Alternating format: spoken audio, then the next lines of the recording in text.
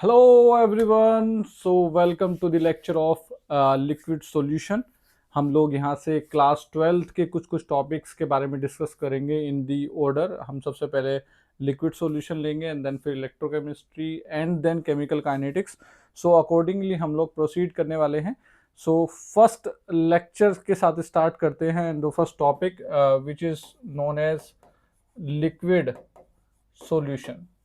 Okay, तो liquid solution का कहीं ना कहीं कनेक्शन जो है हमारे वो 11th के चैप्टर के साथ है, जिसे हम बोलते हैं मोल कॉन्सेप्ट. वहां पर हमने एक चीज डिस्कस करी थी, दैट इज कंसंट्रेशन टर्म्स, जिसमें हमने different different concentration terms basically लिए थे. और हमने एक बात बोली थी कि कंसंट्रेशन टर्म्स बेसिकली क्या बताता है, the amount of solute present in A given solvent, ठीक है, या इन ए सॉल्यूशन. वो बेसिकली हमारा आइडिया देता है कंसंट्रेशन टर्म्स के थ्रू. ओके, नाउ अब उन्हीं कंसंट्रेशन टर्म्स को यूज करेंगे हम, एंड स्पेसिफिक हम यहां पर बात करने वाले हैं about the liquid solution. Okay, so एक बेसिक सा मैं आपसे क्वेश्चन पूछता हूं कि मैं एक सॉल्यूशन बना रहा हूं. बेसिकली वो सॉल्यूशन क्या है, एक तरफ है मेरा शुगर, ठीक है, और दूसरी तरफ है मेरा वाटर. ओके, एंड इससे बनने वाला आपको पता है कि ये जो सॉल्यूशन होगा उसे आप जानते हो, जिसे हम चाशनी भी बोलते हैं, that is sugar syrup. Okay, sugar syrup की जो फिजिकल स्टेट है वो आपको पता है, वो लिक्विड फिजिकल स्टेट होती है. ठीक है, अब मेरा क्वेश्चन ये है कि अगर इस सॉल्यूशन की जो फिजिकल स्टेट है अगर वो लिक्विड है, ठीक है, अच्छा हाँ, एक मैं यहाँ आइडिया देता हूँ. मेरे पास यहाँ पर 60 ग्राम जो है वो शुगर है, ठीक है, एंड 40 ग्राम जो यहाँ पर मैंने लिया है वो मैंने वाटर लिया है. बेसिक क्वेश्चन मेरा ये है कि किसी भी सॉल्यूशन के दो कंपोनेंट होते हैं, किसी भी मतलब बाइनरी सॉल्यूशन के दो कंपोनेंट होते हैं, one is solute and one is solvent. And मेरा क्वेश्चन यहाँ पर यह है कि कौन यहाँ पर सोल्यूट है और कौन यहाँ पर सॉल्वेंट है. ठीक है, अगर मैं तुम्हें ऑप्शन देता हूँ कि ए, मैं सॉल्वेंट के बारे में बात कर रहा हूँ यहाँ पर, ठीक है, तो यहाँ पर हम पूछना चाह रहे हैं कि सॉल्वेंट क्या है यहाँ पर रिगार्डिंग सॉल्वेंट. ऑप्शन ए जो है हमारा वो है शुगर, एंड ऑप्शन बी जो है हमारा वो क्या है, वाटर. एंड क्योंकि ये तुम्हें पता है कि सॉल्वेंट और सोल्यूट को जब आपने इनिशियली डिफाइन किया था तो ये बात बोली थी कि जो चीज़ ज़्यादा अमाउंट में होती है, ठीक है, वो सॉल्वेंट होती है, एंड जो कम अमाउंट में होती है वो सोल्यूट होती है. ठीक है, बट एक और चीज़ आपने पढ़ी थी कि जो फाइनल सॉल्यूशन होता है वो बेसिकली सॉल्वेंट की फिजिकल स्टेट को एक्वायर करता है. ठीक है, तो यहाँ पर अगर मैं बात करूँ तो तुम बोलोगे कि 60 ग्राम जो है वो ज़्यादा अमाउंट में कौन है, शुगर है, एंड इस हिसाब से सॉल्वेंट क्या हो जाना चाहिए, शुगर हो जाना चाहिए. बट आपको पता है कि शुगर की जो फिजिकल स्टेट है वो क्या होती है, सॉलिड. तो अगर शुगर सॉल्वेंट है तो फिर सॉल्यूशन भी हमारा सॉल्वेंट होना चाहिए था. ठीक है, ये बात समझ में आ रही है. तो कहीं ना कहीं कुछ तो टेक्निकल हमें आइडिया नहीं है या बोले क्लैरिटी नहीं है. ठीक है, तो यहाँ पर हमें एक चीज़ डिस्कस करनी होगी कि जो हमारे बाइनरी सॉल्यूशंस होते हैं उनके जो कंपोनेंट्स होते हैं उनकी जो स्टैंडर्ड डेफिनेशन है वो बेसिकली क्या है. ठीक है, तो यहाँ पर डिस्कस करते हैं अबाउट सॉल्यूशन. हम लोग यहाँ पर सॉल्यूशन कौन से ले रहे हैं, बाइनरी सॉल्यूशन ले रहे हैं. तो बाइनरी सॉल्यूशन में हमारे दो पार्ट होते हैं, वन इज सोल्यूट, ठीक है, एंड सेकेंड इज सॉल्वेंट. ठीक है, तो ये बात तो बिल्कुल सही थी कि सोल्यूट वो अमाउंट वो चीज़ है जो कि कम अमाउंट में होती है. बट एक चीज़ जो ध्यान रखनी थी वो ये थी कि यहाँ जो अमाउंट से मतलब है वो मोल का है. ठीक है, मैं अगर पिछले एग्जाम्पल में बात करूँ तो जो कम अमाउंट में होता है, एक्चुअली आंसर जो है वो यही है कि सॉल्वेंट हमारा वाटर ही होगा. बट जो आप अमाउंट देख रहे हो वो ग्राम में देख रहे हो. ठीक है, जो आंसर होगा वो ये होगा, शुगर क्या होता है, सुक्रोज, सुक्रोज का मोलिकुलर वेट कितना होता है, 342. ठीक है, सुक्रोज, शुगर सुक्रोज ही है. ठीक है, एंड वाटर का मोलिकुलर वेट कितना है हमारा, 18. अगर मैं यहाँ पर मोल्स निकालता हूँ, ओके, तो मोल्स मेरे क्या होंगे यहाँ पर 60 डिवाइडेड बाय 342, एंड यहाँ पर क्या होगा 40 डिवाइडेड बाय 18. ज़्यादा कौन है हमारा, ज़्यादा हमारा वाटर ही है।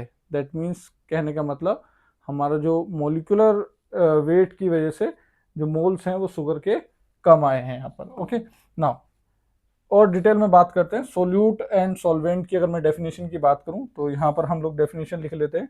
The component of solution, component of solution which present in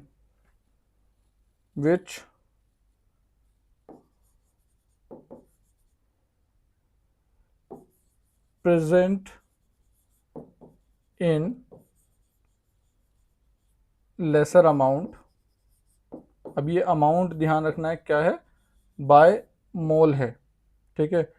and एक और टेक्निकल बात बताता हूं कि सॉल्यूशन बनने के दौरान सोल्यूट अपनी पहचान खो देता है। जैसे शुगर सिरप में सॉलिड स्टेट का पता ही नहीं चलता कि हमने सॉलिड डिसॉल्व किया था लिक्विड, तो loses it's physical state. Okay, now physical state in a solution. अब अगर मैं बात करता हूं सॉल्वेंट की, ठीक है, सो ये बेसिकली अनदर कंपोनेंट है। This is the another component of solution which has same physical, ये चाहिए चीज का ध्यान रखना है, that is same physical state जो सॉल्यूशन की होती है, same physical state as that of solution and is also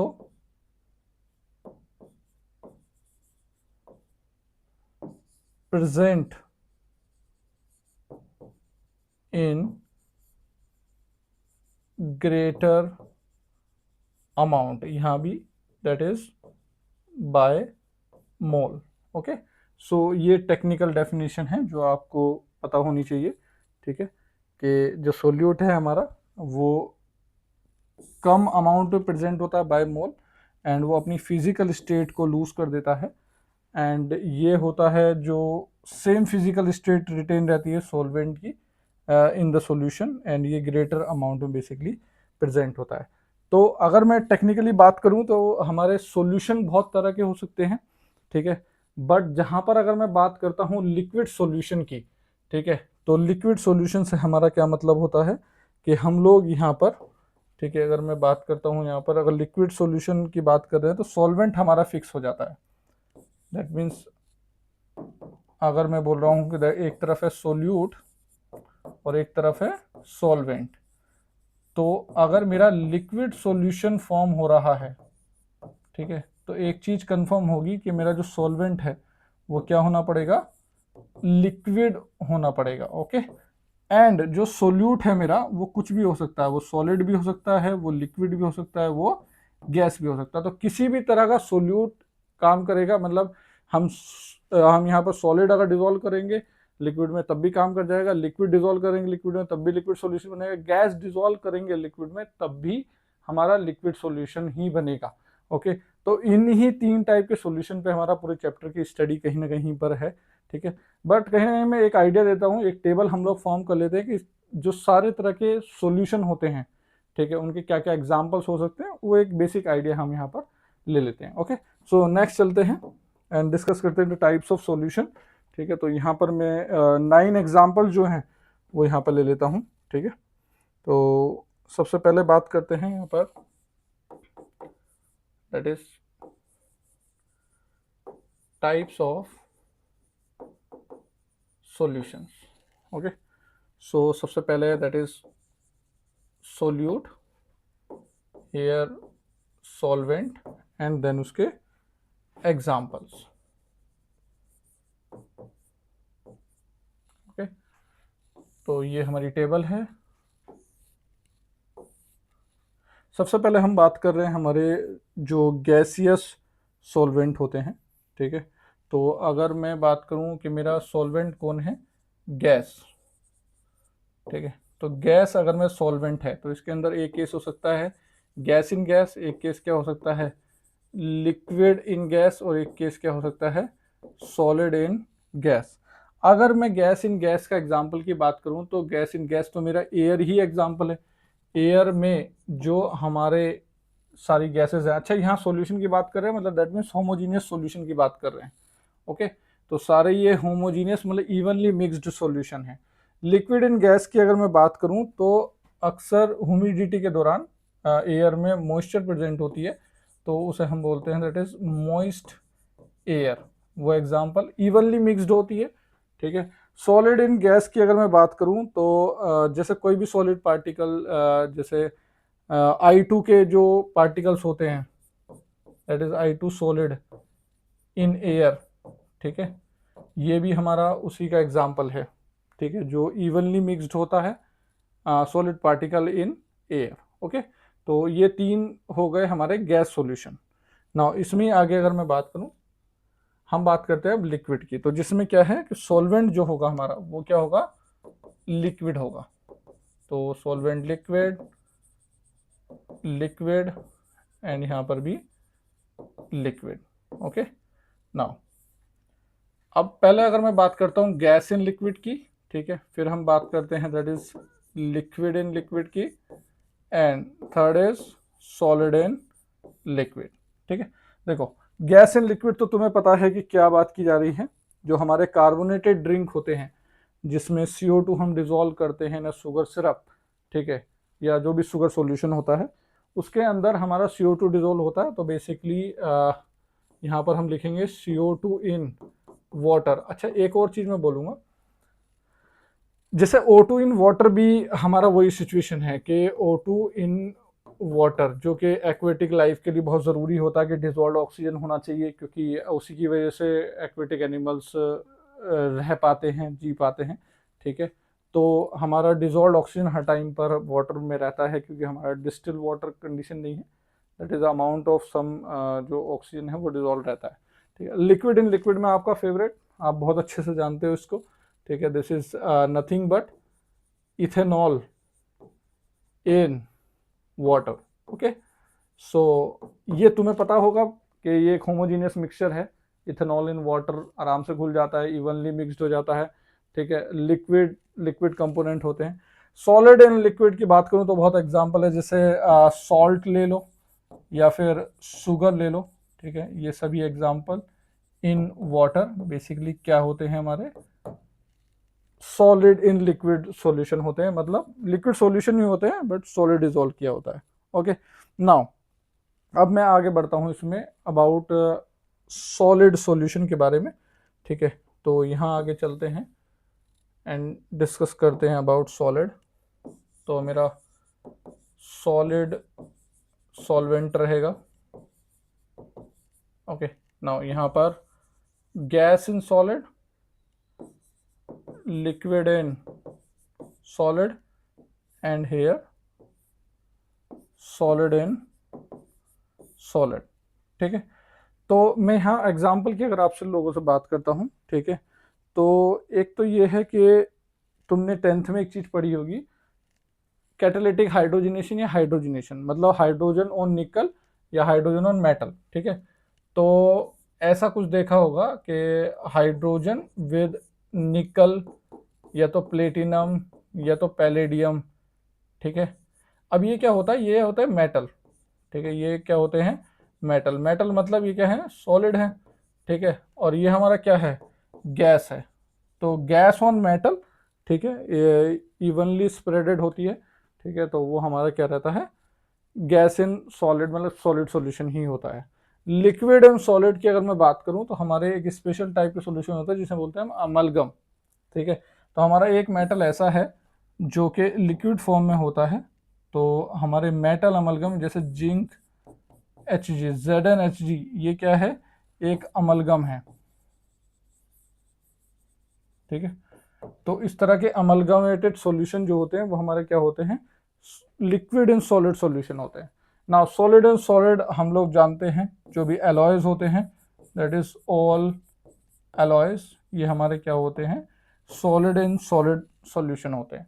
तो टोटल हमारे पास ये 9 टाइप्स ऑफ सॉल्यूशन है बेसिकली। ठीक है, हमारा फोकस अगर मैं बात करूं यहाँ किन चीज़ों पर है, हमारा फोकस मेनली है लिक्विड वालों पर। तो यहाँ अगर हम लोग बात करते हैं, ठीक है, तो हम बात करेंगे अबाउट 30 केसेस। इसमें हमें सब कुछ डिस्कस करना है। ठीक है, इनकी प्रॉपर्टीज, इनके कंपोजिशन, कैसे हम लोग कंसंट्रेशन, ये सब बात करते हैं। इन सारी चीज़ों के बारे में डिस्कशन यहाँ पर रहेगा। नाउ आगे चलते हैं, थोड़ा सा रिवाइज करते हैं कुछ कंसंट्रेशन टर्म्स को, जो हमारे कंसंट्रेशन टर्म्स हमने मोल में पढ़े थे। ठीक है, क्योंकि यहाँ पर हम यूज़ करेंगे, तो कुछ कुछ कंसंट्रेशन टर्म्स को हम यहाँ पर लेना चाहेंगे। ठीक है, बेसिक फंडामेंटल ही डिस्कस करना है ताकि हमें पता रहे कि क्या क्या चीज़ें थी। तो लेट्स डिस्कस। फर्स्ट अगर मैं बात करता हूँ तो हम बात करते हैं that is about molarity. Molarity जो रिप्रेजेंट होती है कैपिटल एम से। सॉल्यूशन की कंसंट्रेशन निकालने के लिए मोलैरिटी यूज़ होती है। तो इसमें यूज़ किए जाते हैं, हमें दो चीज़ें चाहिए होती हैं। मोलैरिटी अगर मैं लिखूं तो ये होता है that is required is moles of solute, solute के मोल चाहिए, एंड नीचे चाहिए volume of the solution, but वो किस में होना चाहिए, लीटर में होना चाहिए। ठीक है, यूनिट की अगर मैं यहाँ पर बात करता हूँ, ठीक है, तो यूनिट हमारी क्या होती है, ऊपर मोल है हमारा, नीचे क्या है, लीटर। दिस इज मोल पर लीटर। ऑल्दो मोलैरिटी हम दो चीज़ और जानी थी। ठीक है, डाइल्यूशन का एक इफेक्ट जाना था और एक हमारा मिक्सिंग का एक सीन था। ठीक है, मैं डाइल्यूशन का एक एग्जांपल बस ये बता सकता हूँ कि यहाँ से अगर हम लोग मोल लिखें तो वो क्या होगा, molarity into volume, that is molarity into volume. Okay, and dilution के दौरान हम लोग लिक्विड वाटर डालते हैं तो मोल्स ऑफ सोल्यूट डिस्टर्ब नहीं होते हैं। तो डाइल्यूशन के केस में अगर मैं बात करूं, ठीक है, तो डाइल्यूशन में हमारा फॉर्मूला होता था M1V1 is equal to M2V2, मतलब इनिशियल मोल और फाइनल मोल क्या रहेंगे, सेम रहेंगे। एंड मिक्सिंग में अगर मैं बात करूं तो मिक्सिंग में क्या होता है, हमारा तीसरी मोलैरिटी आती है that is M3, it is nothing but M1V1 plus M2V2 upon V1 plus V2। Okay, तो ये होता है हमारा मिक्सिंग का फॉर्मूला। ठीक है, जनरल एक आइडिया कि क्या फॉर्मूले थे उस हिसाब से। ठीक है, अगर मैं यहाँ एक एग्जांपल लेना चाहूँ, अगर मुझसे बोला गया है कि हमारे पास 120 ग्राम यूरिया है, ठीक है, इन 4 लीटर सॉल्यूशन, ठीक है, तो मोलैरिटी क्या होगी वो हमसे पूछी गई है। That is calculate molarity. ठीक है, तो सबसे पहले तो हमें देखना होगा कि ये सोल्यूट है। यूरिया का फॉर्मूला अगर नहीं पता हो तो इस चैप्टर में तो बहुत खास पता होना चाहिए, that is NH2C double bond O NH2। ठीक है, इसका मोलिकुलर वेट होता है 60। ठीक है, तो अगर मुझे मोल्स निकालने हैं किसके, सोल्यूट के, सोल्यूट यहाँ पर हमारा यूरिया है, तो वो होगा 120 डिवाइडेड बाय 60, ये कितना आएंगे, 2 मोल। और वॉल्यूम कितना है हमारा, 4 लीटर है। तो यहाँ से मेरा मोलैरिटी निकल कर जाएगा that is moles upon volume of the solution. ठीक है, तो ये आएगा 2/4 that is equal to 0.5। Unit क्या होगी, दैट इज मोल पर लीटर। ओके, ये इसको मोलर भी बोल देते हैं, मोल पर लीटर या फिर मोलर। ठीक है, ओके, तो ये सिनेरियो रहता है हमारा मोलैरिटी का। नाउ आगे बढ़ते हैं, इसमें सेकंड कंसंट्रेशन टर्म होता है मेरा दैट इज मोलैलिटी। ठीक है, molality is nothing but small m। ठीक है, स्मॉल m रिप्रेजेंट होता है हमारा, ऊपर तो मोल्स ऑफ तो सोल्यूट ही रहते हैं, नीचे क्या हो जाता है हमारा वेट जो हो जाता है वो हो जाता है सॉल्वेंट का, वेट ऑफ सॉल्वेंट। ठीक है, और ये किस में होना चाहिए हमारा, केजी में होना चाहिए। ओके, तो यूनिट की अगर मैं बात करता हूँ यहाँ पर, तो यूनिट हो जाती है हमारी मोल पर केजी, जिसको हम लोग मोलल भी बोल देते हैं। 1 मोलल का मतलब क्या है? 1 मोल इन 1 केजी, बेसिकली 1 मोलल का मतलब होता है। ओके, तो यहाँ भी हम लोग, अब इसमें ध्यान ये देना होता है कि सॉल्वेंट का यूज़ है। ध्यान ये रहे कि ये क्या है, हमारा सॉल्वेंट का वेट है। तो मैं आगे हम डिस्कस करेंगे, और दो मैं बता देता हूँ कि सोल्यूट और सॉल्वेंट को हम लोग थोड़ा लिक्विड सॉल्यूशन में एक स्टैंडर्ड टर्म यूज़ करते हैं। हम लोग ए जो यूज़ करते हैं सॉल्वेंट के लिए, हम लोग ए यूज़ करते हैं, ठीक है, और सोल्यूट के लिए यूज़ करते हैं बी। ओके, तो अगर मैं इसको ओपन करके लिखूं तो हम ये लिख सकते हैं कि moles of B upon molecular weight of B upon, moles नहीं, यहाँ पर क्या करेंगे, वेट थोड़ा सा चेंज करते हैं। दिस इज नॉट मोल, ये क्या होगा, weight of solute upon molecular weight of solute upon weight of solvent upon molecular weight of solvent. यहाँ मोलिकुलर वेट नहीं आएगा, यहाँ पर क्या आएगा हमारा 1000, क्योंकि नीचे हमें मोल नहीं निकालने, हमें क्या चाहिए, वेट ऑफ सॉल्वेंट चाहिए केजी में। ठीक है, ओके, तो ये सिनेरियो है। अब इसमें अगर हम लोग एग्जांपल ले सकते हैं आराम से, ठीक है, बट और भी इसके बारे में आगे बात करेंगे। तो अगले कंसंट्रेशन टर्म्स पे चलते हैं पहले, ठीक है। तीसरा कंसंट्रेशन टर्म्स जो हम लोग यहाँ पर डिस्कस करते हैं वो है हमारा मोल फ्रैक्शन, ठीक है। मोल फ्रैक्शन की अगर मैं बात करूं तो हमारा वो रिप्रेजेंट होता है, मोल फ्रैक्शन इज काई से रिप्रेजेंट किया जाता है, इसको एक्स भी बोल दो, काई, ठीक है। रिप्रेजेंटेशन पता होना चाहिए कि ऐसा होता है, ठीक है। मोल फ्रैक्शन की अगर मैं बात करता हूँ, मोल फ्रैक्शन डिसाइड कैसे होता है, मैं 2 कंपोनेंट ले रहा हूँ, हमारे पास 2 बाइनरी सॉल्यूशन में ए भी है और बी भी है। तो ए के अगर मोल निकाल रहा हूँ तो मोल ए के ये हैं, मोल बी के ये हैं। अगर मुझे मोल फ्रैक्शन निकालना है ए का, तो it is nothing but moles of A upon total mole. अब टोटल में यहाँ 2 ही है, that is n A plus N B, ठीक है। दूसरा, मोल फ्रैक्शन ऑफ बी की अगर मैं बात करूं तो ये क्या आएगा, moles of B upon total moles, मतलब N A plus N B, ठीक है। अगर मैं दोनों मोल्स को, मोल फ्रैक्शन को ऐड करता हूं, मतलब मेरे पास एक मोल फ्रैक्शन है एक्स ऑफ ए और दूसरा है एक्स ऑफ बी, कोई भी सॉल्यूशन में अगर सारे मोल फ्रैक्शन को अगर हम लोग ऐड करते हैं, ठीक है, तो हमें क्या मिलता है, 1। तो दैट मीन्स मैं ये बोल सकता हूँ कि अगर मुझे ए निकालना है तो मैं बी वाले को ए 1 में से माइनस कर दूंगा, तो तब भी मेरा क्या आ जाएगा, ए आ जाएगा। ओके, अच्छा, एक चीज़ मैं एडिशनली यहाँ बताना चाहूँगा कि हमारे जिन कंसंट्रेशन टर्म्स में वॉल्यूम प्रेजेंट नहीं होता है, वो हमारे टेम्परेचर इंडिपेंडेंट कंसंट्रेशन टर्म्स होते हैं। जैसे मेरे पास मोलैलिटी है, ठीक है, ये मोलैलिटी जो है मेरा, वो टेम्परेचर कंसंट्रेशन टर्म है। This is temperature independent term है, मतलब टेम्परेचर से फर्क नहीं पड़ता इसको, टेम्परेचर अगर बदलूंगा मैं, ठीक है, तो इस पे फर्क नहीं पड़ता है, ठीक है। मोलैलिटी को पड़ेगा, ठीक है, क्योंकि उसमें क्या है, मोलैलिटी को यहाँ पर पड़ेगा क्योंकि यहाँ पर वॉल्यूम प्रेजेंट है, ठीक है। तो वॉल्यूम की वजह से टेम्परेचर डिपेंडेंट हो जाता है, ठीक है। तीसरा, अगर मैं मोल फ्रैक्शन को बोलता हूँ तो ये भी क्या है हमारा, टेम्परेचर इंडिपेंडेंट। ओके, ठीक है। नाउ अब हम आगे चलते हैं। कुछ कंसंट्रेशन टर्म्स होते हैं हमारे परसेंटेज में, क्योंकि ये कंसंट्रेशन टर्म क्यों डिस्कस कर रहा हूँ, क्योंकि ये यूज में आएंगे हमारे, ठीक है। नाउ कंसंट्रेशन टर्म्स जो परसेंटेज में होते हैं उसमें 3 हैं। अगर यहाँ पे बात करें, 4th नंबर पे ले रहे हैं, that is in terms of percentage, ठीक है।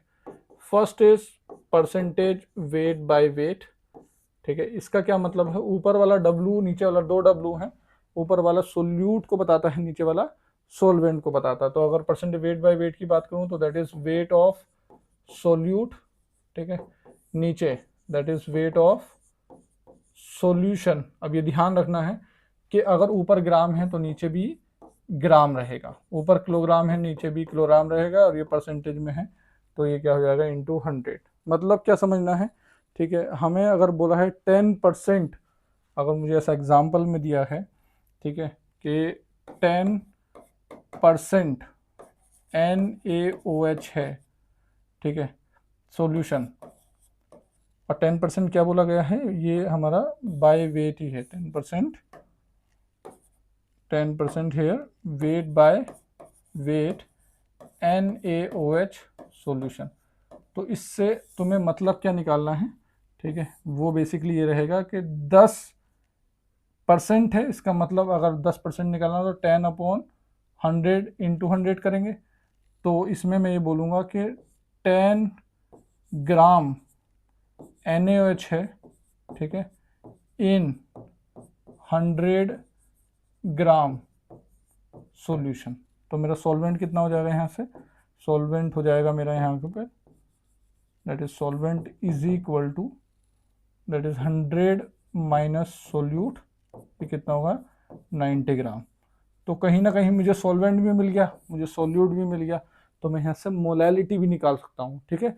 तो कोरिलेशन ऑफ कंसंट्रेशन टर्म्स जो है वो हमें फॉर्मूले के थ्रू नहीं, हमें नॉर्मली समझ कर बेसिकली आना चाहिए, ठीक है। तो उसकी तैयारी हमें यहाँ पर करनी है। फर्स्ट वन था हमारा, that is percentage wait by wait. Now इसमें आगे चले, परसेंटेज वेट बाय वेट के बाद आता है हमारा परसेंटेज वेट बाय वॉल्यूम, ठीक है। Second one is percentage weight by volume.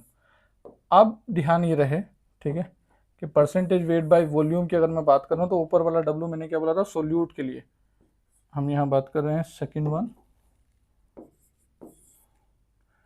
Percentage weight by volume. तो ऊपर वाला जो वेट है वो किसके लिए है, सोल्यूट के लिए है, ठीक है, और नीचे वाला जो वॉल्यूम है वो सॉल्यूशन को लेकर है।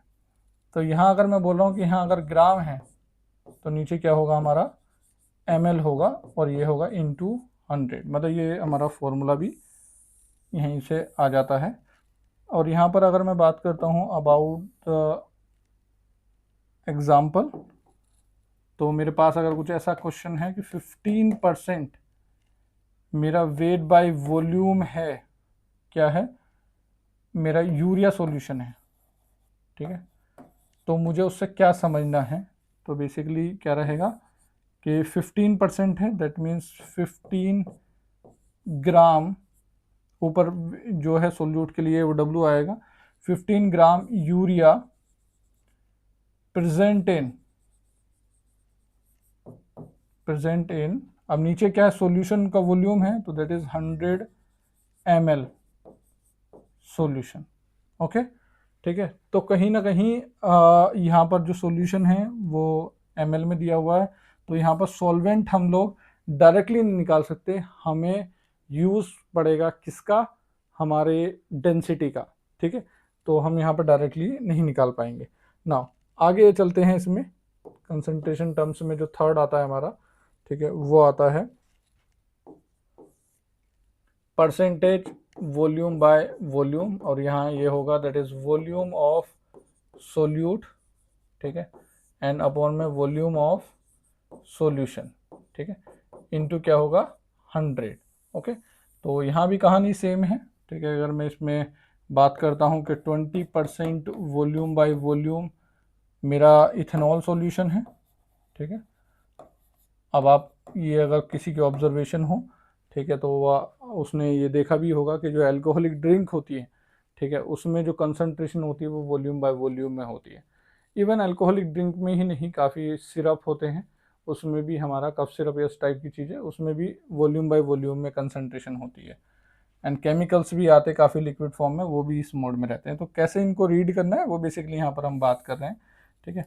तो यहाँ पर अगर मैं बात करता हूँ 20 का मतलब क्या है, तो दैट इज 20 ml, ठीक है, कौन है, इथेनॉल है, ठीक है, और किस में है ये 100 ml सॉल्यूशन में, ठीक है। अब ये तुम्हें पता होगा कि ये स्ट्रॉन्ग है या माइल्ड है, ठीक है, अपने अपने शौक हैं, ठीक है। तो ये इनका मतलब है, ठीक है, कि तीन तरह के कंसंट्रेशन टर्म्स कैसे होते हैं। ऑल दो कंसंट्रेशन और टर्म्स हैं, that is ppm and ppb, वो भी डिस्कस कर लेते हैं, पार्ट्स पर मिलियन और पार्ट्स पर बिलियन, ठीक है। तो नेक्स्ट बात करते हैं, हमारा कंसंट्रेशन टर्म्स था ये फिफ्थ वाला। तो fifth is ppm, that is parts पर मिलियन। ठीक है, पार्ट्स पर मिलियन की अगर मैं बात करूं तो इसका मतलब ये होता है दैट इज 1 ppm। 1 ppm का मतलब ये होता है कि पार्ट्स ऑफ सोल्यूट, पार्ट्स में कुछ भी हो सकता है, ठीक है, वो ग्राम हो सकता है, वो किलोग्राम हो सकता है, वो वॉल्यूम हो सकता है, वो नंबर भी हो सकता है, कुछ भी हो सकता है पार्ट्स में। ठीक है, parts of solute upon parts of solution. अब सॉल्यूशन का क्या होता है, मिलियन में होता है, तो मतलब सॉल्यूशन के नीचे मिलियन में डिवाइडेड था। ठीक है, अब मिलियन क्या होता है 10⁻⁶, तो वो डिवाइड का डिवाइड कहाँ चला जाएगा, ऊपर चला जाएगा, तो क्या हो जाएगा 10⁻⁶। ठीक है, तो इसका क्या मतलब है, अगर मैं बोलूँ कि मेरा 50 ppm, ठीक है, NaOH सॉल्यूशन है बाय मास, ग्राम में बोल दिया यहाँ पर। ठीक है, तो इसका क्या मतलब 50 ppm का मतलब ये होगा कि 50 ग्राम मेरा NaOH है, ठीक है, इन 10⁻⁶ ग्राम सॉल्यूशन में। तो आप समझो इतना कम लेवल पर कंसंट्रेशन। ठीक है, ये अक्सर बहुत माइनर कंसंट्रेशन को डिटेक्ट करने के लिए यूज़ किया जाता है। पानी के अंदर जो भी कंटामिनेशन होते हैं, ठीक है, वो इस लेवल पे बेसिकली मेजर किए जाते हैं। तो ये कंसंट्रेशन टर्म्स कहीं ना कहीं उनके लिए ही यूटिलाइज होता है। ठीक है, सिमिलर वे में मैं डिस्कस कर लेता हूँ यहाँ पर ही मेरा PPB। ठीक है, sixth concentration term that is PPB, it is nothing but parts पर बिलियन। अब तुम्हें आई थिंक बिलियन मिलियन तो देखो तुम्हें यूट्यूब ने बहुत अच्छे से बता दिया है। ठीक है, कि नंबर कितना बड़ा है कितना छोटा है। ठीक है, 100 के तो आप कुछ समझते ही नहीं हो। ठीक है, there is no value of like 100 के की तो वैल्यू ही नहीं है तुम्हारी ज़िंदगी में, जैसा लग रहा है। ठीक है, इतना इन्फ्लुएंसिंग हो गया है। ठीक है, तो बिलियन समझ सकते हो आप, बिलियन मतलब 10⁻⁹ वाला नंबर है। ठीक है, तो यहाँ पर अगर मैं बोलते हैं कि PPB it is nothing but parts of solute. अब पार्ट्स ऑफ सोल्यूट में कुछ भी, एंड नीचे पार्ट्स ऑफ सॉल्यूशन इनटू क्या होगा 10⁻⁹, सॉरी सॉरी सॉरी 10⁻⁹। ठीक है, तो जैसे इसमें एक्सप्लेन किया, ठीक है, कि 1 ppb अगर मैं बात कर रहा हूँ इथेनॉल, ठीक है, सॉल्यूशन बाय वॉल्यूम। ठीक है, अब वॉल्यूम किस में लेना है, ml में। तो इसका क्या मतलब होगा कि 1 ppb है मतलब 1 ml। समझ रहे हो कितना कम की बात की जा रही है, 1 ml इथेनॉल है। ठीक है, इन किसमें 10⁻⁹ ml सॉल्यूशन में। अरे भैया ये तो मतलब किस लेवल पे चले गए हम लोग। ये तो ऐसा लग रहा है कि जैसे समुद्र में एक गिलास घोल दिया गया हो। ठीक है, तो पता ही नहीं चलेगा कि क्या घोला है। ठीक है, तो इतना लोवेस्ट लेवल पर कंसंट्रेशन टर्म्स कहीं ना कहीं ये होते हैं PPN एंड PPB। ठीक है, इस पर बेस्ड कुछ क्वेश्चंस जो है अपन नेक्स्ट लेक्चर में बात करते हैं। ठीक है, तो ये हमारा कहीं ना कहीं एक बेसिक इंट्रोडक्शन हुआ, सॉल्यूशन क्या है, टाइप सॉल्यूशन के क्या है। ठीक है, एक basic understanding solute and solvent को लेकर एक कहीं ना कहीं बात करी, और थोड़ा सा एक रिवीजन किया हम लोगों ने मोल कॉन्सेप्ट का, जो कि ज़रूरी है। ठीक है, क्योंकि बिना इसके हम लोग आगे नहीं बढ़ सकते, क्योंकि जिसको भी इस तरह की प्रॉब्लम होगी इन कंसंट्रेशन टर्म्स में वो बार बार अटकेगा लिक्विड सॉल्यूशन में। तो बेटर है कि इनको हम अच्छे से, अगर आते नहीं हैं तो अच्छे से समझ लें, आते हैं तो बेटर है कि इनका रिवीजन कर लें। बाकी मिलते हैं नेक्स्ट लेक्चर में एंड डिस्कस करेंगे about the Henry law and the rods law. Okay, so thank you.